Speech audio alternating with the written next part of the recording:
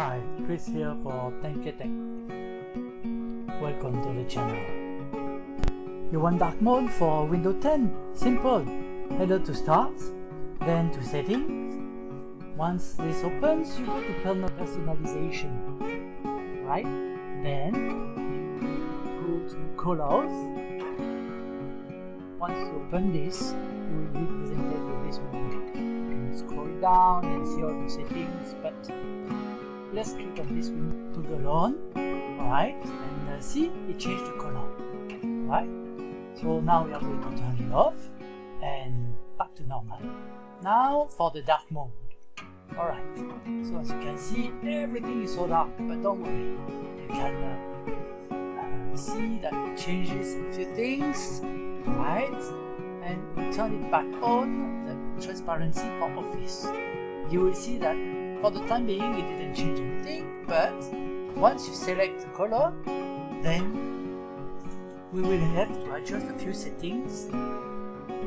Like if you go down now, this is the one I'm speaking about, it changes. So you apply the color that you like, okay. If you turn it off, then it's back to normal. This is entirely up to you. It's just to show you what you can do change the settings. Alright, so now I'm trying to show you that everything is dark. If you like it, then it's okay. If you don't, then it's up to you. Right, I wanted to show you when you start, right, you just have to go to account. And then here, in Office frame, you can select. You have the dark blue, which is a little bit better to me, but this is a blue, once again, and the black. Okay, so the black thing, let's say it's different. You see what I mean by it's not so good. You are still blind road if you open this at night, like one like that. So that's why I say it's not so good. Let's say you are already in any Microsoft Office document, PowerPoint, Excel, or whatever, you just have to go to File and down to Account. Okay? As I was saying, the gray one, I'm going to show you.